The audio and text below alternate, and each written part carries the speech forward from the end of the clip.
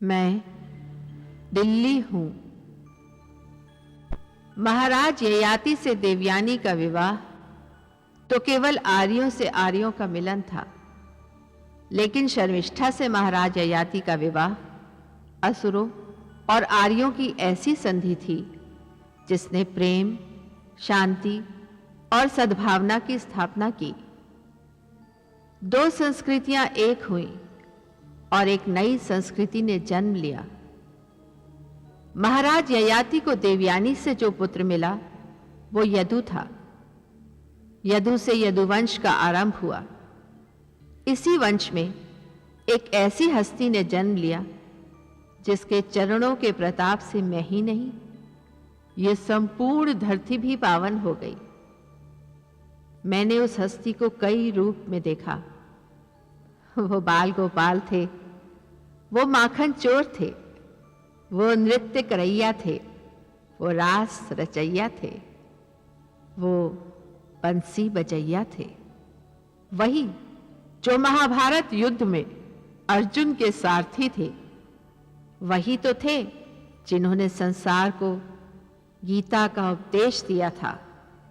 हाँ, वही वासुदेव श्री कृष्ण।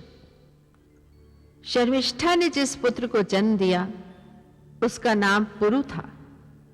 पुरु से कौरव वंश चला जिसमें कौरव और पांडव पैदा हुए। मगर इससे पहले इसी वंश में एक ऐसे प्रतापी राजा का जन्म हुआ जिसकी गरिमा की चर्चा न केवल इस लोक में थी बल्कि इंद्रलोक में भी थी। उससे मेरा संबंध वैसे ही था जैसे आकाश से चंद्रमा का, फूल से सुगंध का और शरीर से आत्मा का। क्योंकि आज मैं जिस भारतवर्ष की राजधानी हूं उसका नाम जिस राजा के नाम से रखा गया था वो राजा भरत था। राजा दुष्यंत और शकुंतला का पुत्र, महर्षि विश्वामित्र का नाती। आज मेरी कहानी का पड़ाव राजा भरत है। तो आइए आप भी मेरी आंखों से भरत दर्शन कीजिए।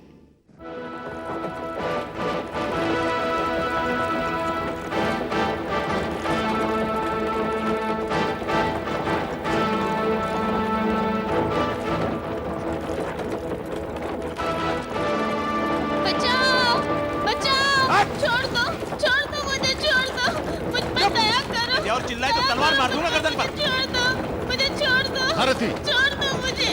रोको! छोड़ दो। बचाओ! मुझ पर दया करो। अरे दया तो तुझ पर तेरे बाप को नहीं आई। ये जो हमारी बात मानकर 30 भार सोना हमें दे देता तो तुझे अपहरण करने की आवश्यकता न पड़ती। मुझे जाने दो। गणनायक, अब आप इसे कितनी देर जीवित रखेंगे? छोड़ दो। मैं तो कहता हूँ ना इसका पिता आएगा और ना हमें स्वर्ण मिलेंगे। अगर आज्ञा हो तो इसका सर धड़ से अलग कर दें। यही उचित रहेगा। छोड़ दो। उड़ा दे इसकी गर्दन। छोड़ दो इस कन्या को। ए, कौन हो तुम? मैं जो भी हूं, पहले छोड़ दो इस कन्या को। ठहर जाओ, यदि आगे बढ़े तो इस कन्या का गला काट दूंगा। हाँ, अब बताओ कौन हो तुम? पहले तुम बताओ, तुम कौन हो? तो सुनो, हम डाकू हैं। डाकू? हाँ, इस क्षेत्र के लोग हमारा नाम सुनकर कांपते हैं। मैं दलनायक हूं इन सबका। ये सभी हमारे साथी हैं। मेरा नाम जंगा है, जंगा। मुझे दाहक कहते हैं और मुझे पावक। और मुझे गर्जन सिंह। ये नाम तो सुने हैं हमने इस क्षेत्र में। आतंक फैलाने के लिए प्रसिद्ध हैं ये नाम। लूट मार और हत्या जैसे अपराध किए हैं तुम लोगों ने। किंतु एक असहाय और दुर्बल कन्या के प्राण लेने का कारण? हम अपहरण करके लाए हैं इसे। अपहरण? किंतु क्यों? इसका विवाह होने वाला है। इसके पिता ने स्वर्ण के आभूषण बनवाए हैं इसके लिए। हमने उससे वो स्वर्ण मांगा किंतु उसने देने से इनकार कर दिया। तब हमने इसका अपहरण किया। अब इसकी हत्या करके इसके शव को इसके पिता के पास भेज देंगे। और यदि तुम्हें स्वर्ण मिल जाए तो? कौन देगा इसके प्राणों के बदले में हमें स्वर्ण? मैं तुम्हें दूंगा स्वर्ण। किंतु तुम क्यों दोगे? कौन लगते हो तुम इसके? समझ लो हम इसके पिता हैं। पिता? परंतु तुम सोच क्यों रहे हो? हम तुम्हें देंगे स्वर्ण। छोड़ दो इस कन्या को। तुम तो ऐसे कह रहे हो जैसे तुम यहाँ के राजा हो। सत्य कहा तुमने। हम राजा हैं। राजा? हम भरत हैं। महाराज भरत? हमने सुना है महाराज भरत का नाम, किंतु उन्हें कभी देखा नहीं। तो अब देख लो। छोड़ दो इस कन्या को और इसके बदले में हम तुम्हें देंगे 60 भार स्वर्ण। किंतु स्वर्ण है कहां? तुम सब हमारे राजमहल में आ जाओ, तुम्हें स्वर्ण मिल जाएगा। वाह महाराज वाह, डाकू अवश्य हैं हम, किंतु मूर्ख नहीं। यदि हम आपके राजमहल में आते हैं तो वहां हमारा स्वागत आपके सैनिक करेंगे, गर्दन काट दी जाएगी हमारी। नहीं महाराज नहीं, इतना महंगा स्वर्ण हमें नहीं चाहिए। महंगा स्वर्ण नहीं, स्वर्ण का कोई मूल्य नहीं, महंगे तो है मानव प्राण। इस कन्या को छोड़ दो तो हम तुम्हें स्वर्ण देंगे। ये हमारा वचन है और भरत अपने वचन से कभी नहीं फिरता। सुना तो हमने भी यही है। तो फिर हम पर विश्वास रखो और छोड़ दो इस कन्या को और आ जाओ हमारे राजमहल में और तुम्हें स्वर्ण मिल जाएगा। नहीं चंगा नहीं, इनकी बातों में मत आना। मुझे तो इनकी बातों में छल लग रहा है। ईश्वर की सौगंध, अगर इस कन्या के प्राण संकट में न होते तो मैं तुम्हें उचित उत्तर देता। याद रखो, मैं अब भी तुम चारों को दंड दे सकता हूं। इससे पहले मैं इसका वध कर दूंगा। इससे किसी को कुछ नहीं मिलेगा। यदि इस कन्या की मृत्यु हो गई तो लोग आरोप तुम पर नहीं मुझ पर लगाएंगे। जनता कहेगी कि एक राजा होते हुए भी मैं इस कन्या के प्राणों को बचा नहीं सका। एक पिता होते हुए मैं अपनी पुत्री के प्राणों की रक्षा नहीं कर सका। इसलिए मैं कहता हूं कि विश्वास करो मेरे वचन पर। यह भरत का वचन है। हम विश्वास करते हैं तुम्हारी वचन का, किंतु राजमहल में हमारी सुरक्षा। हम तुम्हें सुरक्षा का वचन देते हैं। राजमहल में तुम्हारा स्वागत अतिथियों समान होगा और स्वर्ण लेने के बाद जब तक तुम अपने क्षेत्र में सुरक्षित नहीं पहुंचते, तुम्हारी सुरक्षा का उत्तरदायित्व हमारा होगा। छोड़ दो इस कन्या को। महाराज। नहीं पुत्री, अब तुम्हारे प्राणों को कोई संकट नहीं, तुम सुरक्षित हो। हमने देखा कि तुमने हमारे वचन पर विश्वास किया और कन्या को छोड़ दिया। अब तुम देखोगे कि राजा भरत अपना वचन कैसे निभाता है। चलो पुत्री।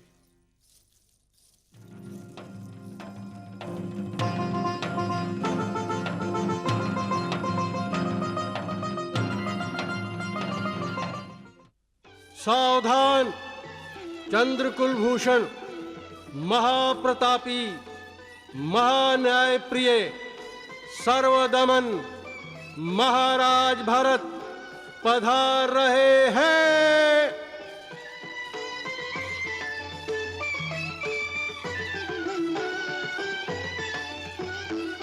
प्रणाम गुरुवर।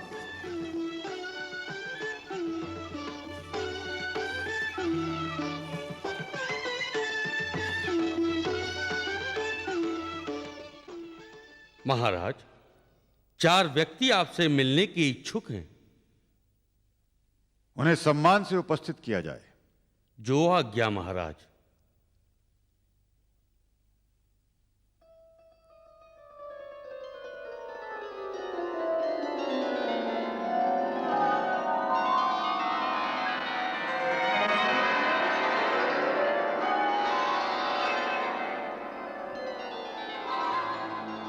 आइए दस्युराज।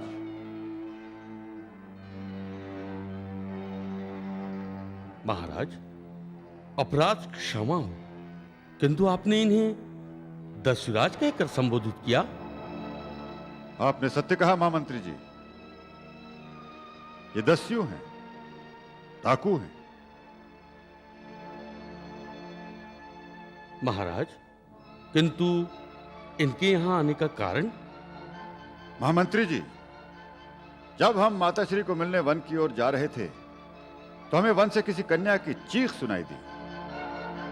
जब हम वहां पहुंचे तो हमने देखा कि ये 4 एक कन्या का अपहरण करके उसे वहां ले आए हैं। ये उसकी हत्या करना चाहते थे, और कारण यह था कि इन्होंने उसके पिता से 30 भार स्वर्ण मांगा था, जो इन्हें नहीं मिला। हमने कन्या के प्राण बचाने के लिए इनको वचन दिया कि हम इन्हें 60 भार स्वर्ण देंगे। इन्होंने हमारी बात मान ली और कन्या को मुक्त कर दिया। महाराज, ये ऐसे अपराधी हैं, ऐसे हत्यारे हैं जिन्हें स्वर्ण नहीं कोड़े मिलने चाहिए। इन्हें तो मृत्यु दंड दिया जाना चाहिए। सैनिकों, देखते क्या हो, पकड़ लो इन्हें।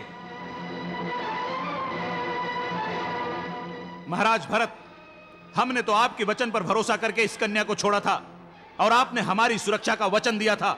क्या यही है आपका वचन? चुप रहो, कोई वचन नहीं दिया महाराज ने। तुम लोग केवल दंड के अधिकारी हो। ठहरिए। महाराज, यदि हमें पता होता कि आपका वचन एक छल है, कपट है, तो हम यहां कभी ना आते। आपने हमें धोखा दिया है। नहीं दस्युराज, नहीं। हमें खेद है कि हमारी राज्यसभा में आपके साथ ऐसा व्यवहार हुआ। महामंत्री जी, आपको दस्युराज से इस व्यवहार के लिए क्षमा मांगनी होगी। किंतु महाराज। किंतु क्या महामंत्री जी? राजा प्रजा का आदर्श होता है, समाज का प्रतीक होता है। यदि महाराज अपने वचन का पालन नहीं करेंगे तो कोई भी किसी के वचन पर विश्वास नहीं करेगा, और यह एक परंपरा बन जाएगी जो हम कदापि नहीं होने देंगे। महाराज का हित इसी में है कि वो अपने वचन का पालन करें, और ऐसा करने से जो राज को क्षति होगी उसके उत्तरदायक भी स्वयं महाराज ही होंगे। हम उन्हें अपना वचन भंग करने का परामर्श नहीं दे सकते। दस्युराज, महामंत्री जी की ओर से हम आपसे क्षमा मांगते हैं। महाराज, अपराध क्षमा हो, किंतु महामंत्री जी, हमने दस्युराज को वचन दिया है कि इस कन्या के प्राणों के बदले में हम उन्हें 60 भार स्वर्ण देंगे। क्या आप ये नहीं जानते कि महाराज भरत का वचन उनके प्राणों से भी अधिक मूल्यवान होता है? वो तो जानता हूं महाराज, किंतु तो इसके बाद और कोई प्रश्न नहीं, स्वर्ण प्रस्तुत किया जाए।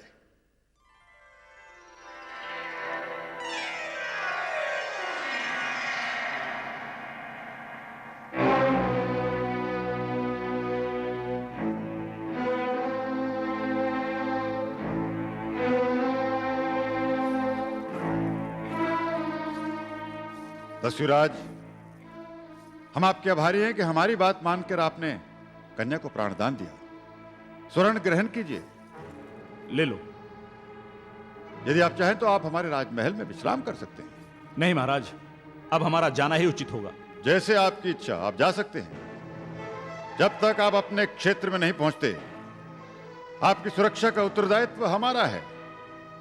आप चिंता मत कीजिए, यह हमारा वचन है। अच्छा महाराज, अब आज्ञा दीजिए। आज्ञा है। चलो।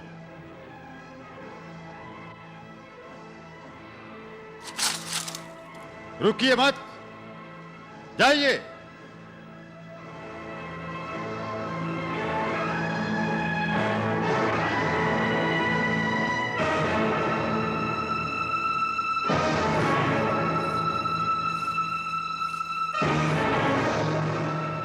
जब तक दस्युराज जंगा अपने क्षेत्र में नहीं पहुंचता, हमारे राज्य का कोई भी कर्मचारी उन्हें छूने का साहस नहीं करेगा।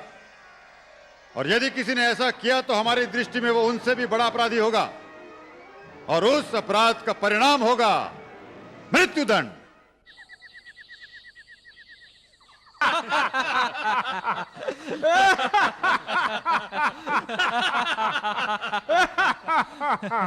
भाई, साधारण व्यक्ति तो मूर्ख होता ही है, लेकिन राजा इतना बड़ा मूर्ख निकलेगा, ये तो हमने सोचा ही नहीं था।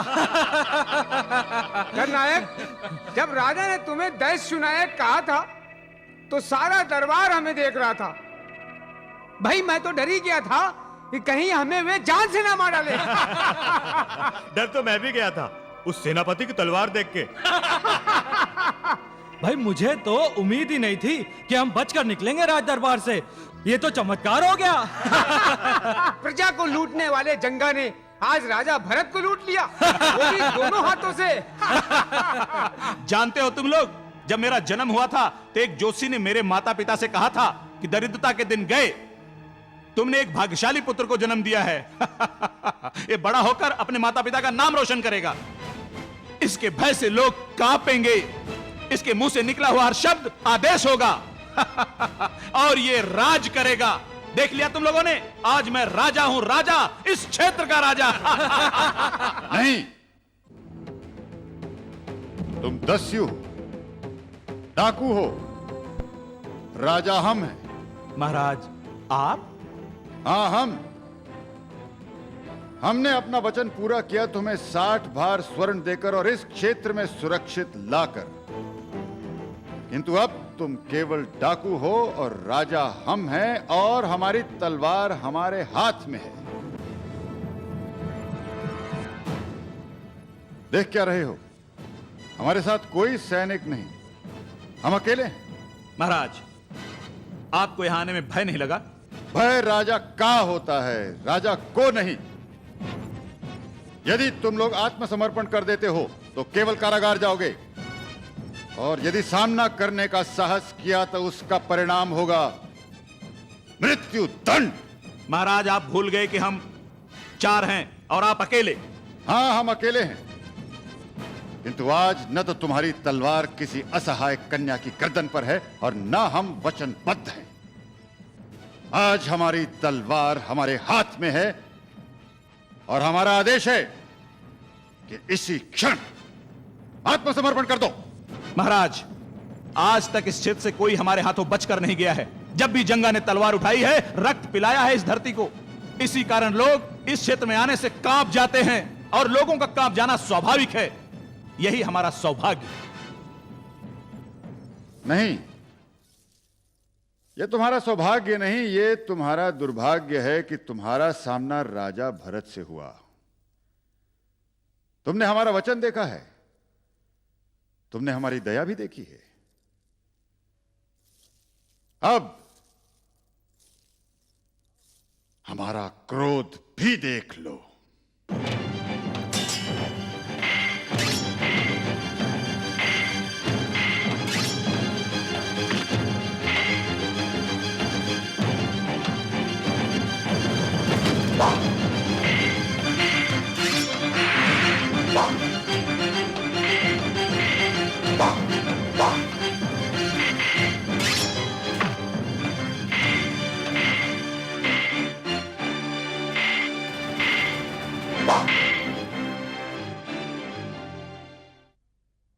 यदि हम चाहें तो एक क्षण में इन पापी शरीरों को गिरा सकते हैं। महाराज, महाराज मुझे क्षमा कर दीजिए, मुझे क्षमा कर दीजिए महाराज, क्षमा कर दीजिए महाराज, क्षमा कर दीजिए महाराज, क्षमा कर दीजिए। क्षमा कर दीजिए। तुम लोग किसी भी दृष्टि से क्षमा के योग्य नहीं हो, फिर भी हम तुम्हें जीने का एक अवसर और देते हैं।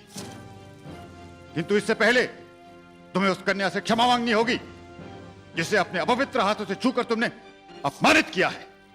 महाराज, महाराज हमें प्राण दान दे दीजिए, हम इस कन्या से भी क्षमा मांग लेंगे। आओ पुत्री। प्रणाम महाराज। जंगा। देवी, हम सबको क्षमा कर दो देवी। इस प्रकार नहीं, इसके चरण छूकर। जी जी महाराज। तुम सब हमको क्षमा कर दो देवी, हमको क्षमा कर दो देवी। हमें क्षमा कर दो देवी। और अब इस स्वर्ण पर तुम्हारा नहीं, इस कन्या का अधिकार है। जी जी महाराज। गर्जन, ये लो जंगा। ये लो देवी, ये आपके लिए है, लीजिए।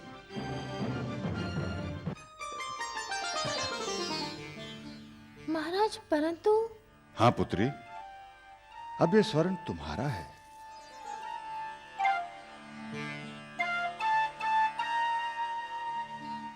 जंगा, कुछ समय पहले तुम कितने निर्दयी और अत्याचारी थे, क्योंकि उस समय तुम्हारा केवल प्राण लेने का चैतन्य था। किंतु अब जब तुम्हारे अपने प्राण संकट में हैं, तुम कितने कायर हो गए हो। जब तुम जीवन दे नहीं सकते तो तुम्हें जीवन लेने का क्या अधिकार है? जी महाराज, आज जब हमारे प्राण संकट में आए तो हमारी समझ में आया कि प्राणों का मूल्य क्या है। पुत्री, हम तुम्हारे आभारी हैं। तुमने इस क्षेत्र को आतंक से मुक्त करने में हमारी सहायता की। जंगा, जाओ और एक नए जीवन का आरंभ करो। आतंक और घृणा का नहीं, किंतु प्रेम और सद्भावना का। आओ बेटी।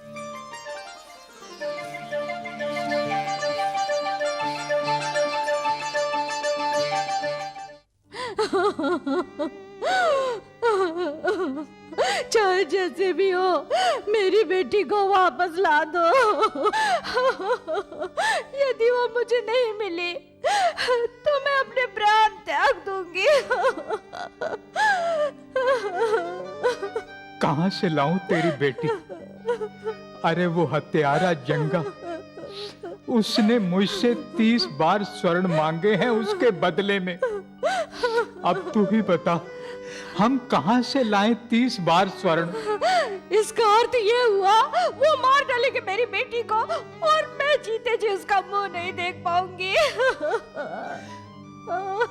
अरे वो स्वर्ण के बदले मेरे प्राण भी मांग लेते तो मैं दे देता उन्हें, पर पता नहीं किस शत्रु ने उन डाकुओं को ये सूचना दी कि मेरे पास 30 बार स्वर्ण है। करुणा की मां, ये दोष हमारा नहीं, ये दोष तो उसका है जिसने हमें बेटी तो दी किंतु धन नहीं दिया। निर्धन बना के भेजा है हमें इस संसार में। अब तू ही बता, उसके विवाह में शेष 1 दिन बचा है। यदि वो वापस नहीं लौटी तो हम लोगों को क्या उत्तर देंगे? अभी तो किसी को इस बात का पता नहीं कि करुणा को डाकू उठाकर ले गए हैं। जब लोगों को इस बात का पता चलेगा तो वो हम पर उंगलियां उठाएंगे, हंसेंगे हम पर, हमारा जीना दुर्लभ कर देंगे। करुणा की मां, हमें आत्महत्या करनी पड़ेगी। बेटी के बिना वैसे भी तो जीते जी मर जाएंगे हम लोग। देख, इससे पहले कि लोगों को इस बात का पता चले, हम आत्महत्या कर लेते हैं। ठीक है, यदि भगवान की यही इच्छा तो यही ठीक है। माँ, बाबा, करुणा, मेरी बच्ची, करुणा, मेरी बेटी, ईश्वर को हम पे दया आ गई और उन्होंने तुझे छोड़ दिया। हाँ माँ, आखिर उन्हें मुझे छोड़ना ही पड़ा। माँ, बाबा, कल तेरा विवाह है बेटी। यदि तू आज वापस नहीं आती तो लोगों के सामने लज्जा से हमारा सिर झुक जाता।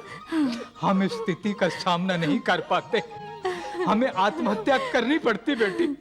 आत्महत्या तो तुम्हें अब भी करनी पड़ेगी श्रीनाथ। गौरी शंकर जी, आप?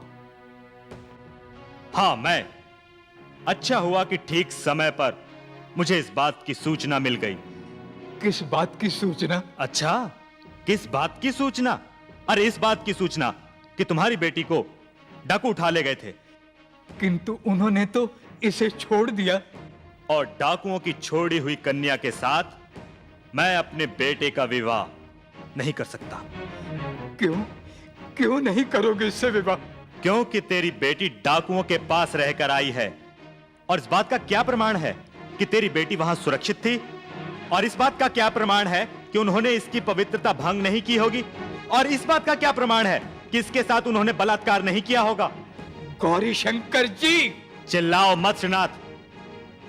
तुम्हारी बेटी अब पवित्र नहीं रही। ये डाकुओं के पास से मुंह काला करके लौटी है और अब इसके साथ मेरे बेटे का विवाह नहीं हो सकता। नहीं गौरी शंकर जी, मेरी बेटी को डाकू अवश्य उठाकर ले गए थे, किंतु उन्होंने इसे छोड़ दिया है। उन्होंने इसके साथ कोई अनुचित व्यवहार नहीं किया। ये तुम नहीं, एक लड़की का बाप बोल रहा है, बाप। लेकिन हम कैसे विश्वास कर लें? और क्यों विश्वास कर लें? अरे इस कलंकिनी के साथ विवाह करके मैं अपने बेटे का जीवन नष्ट नहीं कर सकता, समझे?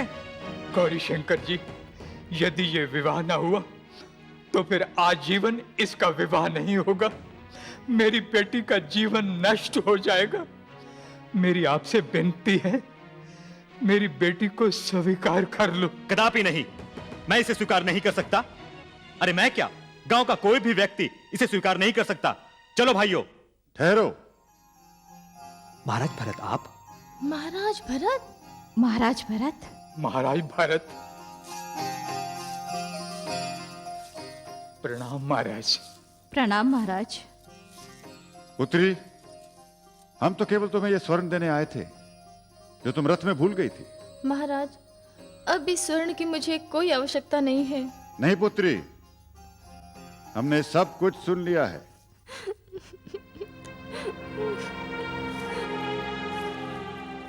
तुम्हारा विवाह अवश्य होगा। क्षमा करें महाराज, हम ऐसी लड़की को अपने घर की बहू नहीं बना सकते जो डाकुओं के पास रहकर आई हो। यह सत्य है कि डाकू इसका अपहरण करके इसे ले गए थे, किंतु उन्होंने इसके साथ कोई दुर्व्यवहार नहीं किया। उनको तो लोभ केवल स्वर्ण का था। यदि उन्हें स्वर्ण न मिलता तो वो इसके प्राण ले लेते, किंतु हमने उचित समय पर पहुंचकर इसके प्राण बचा लिए। किंतु महाराज, यह बात हम कैसे मान लें कि एक लड़की को डाकू उठाकर ले गए हो और उसके साथ उन्होंने कोई अनुचित व्यवहार नहीं किया हो? वे डाकू थे महाराज, कोई सज्जन पुरुष तो थे नहीं जो इसके सम्मान की रक्षा करते। उन्होंने जरूर ही इसके सम्मान का हरण किया होगा, और अब यह लड़की किसी भी सम्मानित व्यक्ति के घर की बहू बनने के योग्य नहीं है महाराज। किंतु इस पर ऐसा लांछन लगाने से पहले आप सोच लीजिए कि इसके लिए जीवन और मृत्यु का प्रश्न है, क्योंकि यह नारी है और नारी के लिए सम्मान एक दर्पण के समान होता है। एक बार वो टूट जाए तो वो फिर कभी नहीं जुड़ सकता। हम इसे बचाकर लाए और हम कहते हैं कि ये गंगा जल की तरह पवित्र है। यदि उन डाकुओं ने इस कन्या के सम्मान का हरण किया होता तो हम उन्हें जीवित न छोड़ते, किंतु आप उन डाकुओं से भी बुरे हैं। एक निर्दोष कन्या पर लांछन लगाकर आप उसका जीवन नष्ट कर रहे हैं। नारी का सम्मान करना हर व्यक्ति और हर समाज का धर्म है, कर्तव्य है। यदि कोई व्यक्ति या समाज नारी का सम्मान नहीं करता तो वो स्वयं सम्मान के योग्य नहीं है। हम आपसे पूछते हैं कि यदि आपकी पुत्री का अपहरण कर लिया होता डाकुओं ने, तो क्या आप उस पर इस तरह लांछन लगाते? क्या आप उसे स्वीकार करने से इनकार कर देते?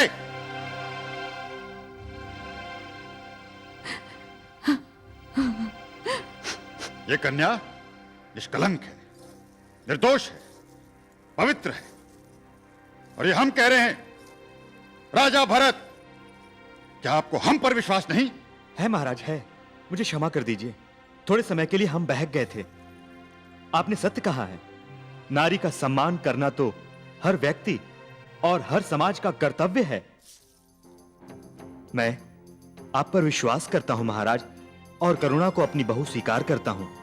मैं भी अपनी भूल पर लज्जित हूं महाराज। करुणा मेरी पत्नी बनने वाली है, मेरी अर्धांगिनी बनने वाली है। उसके चरित्र पर संदेह करके मैंने भी पाप किया है, मुझे क्षमा कर दीजिए। हमें प्रसन्नता है कि आपने अपनी भूल स्वीकार की और करुणा को अपनी पुत्रवधू स्वीकार किया। आपने हमारे विश्वास की लाज रख ली। पुत्री करुणा, अब तुम पर कोई लांछन नहीं। महाराज, पुत्री। महाराज, मैं आपका यह उपकार किस तरह चुकाऊंगी? वहां आपने डाकुओं से मेरे प्राणों की रक्षा की और यहाँ मेरे सम्मान की रक्षा कर आपने मुझे अपमानित होने से बचा लिया। उपकार नहीं पुत्री, ये तो हमारा कर्तव्य है। राजा प्रजा के पिता समान होता है, प्रजा उसकी संतान होती है, और संतान की सेवा करना राजा का कर्तव्य होता है। और फिर पुत्री, तुम तो नारी हो, और कहते हैं जहां नारी की पूजा होती है वहां देवता वास करते हैं। नारी जननी होती है, सृष्टि होती है, मां होती है। हम तो ईश्वर के आभारी हैं कि उचित समय पर हमें भेजकर उसने अनर्थ से बचा दिया। पुत्री, हम तुम्हें आशीर्वाद देते हैं कि तुम्हारा जीवन सदा मंगलमय हो। महाराज, आयुष्मान भव, आयुष्मान भव। मैं दिल्ली हूं। आज मैं धन्य हो गई। भरत केवल राजा ही नहीं था, वो एक पिता भी था, अपनी प्रजा का सुख दुख बांटने वाला। यही तो इस देश की परंपरा है और मुझे गर्व है कि मैं भी इस परंपरा का एक भाग हूं।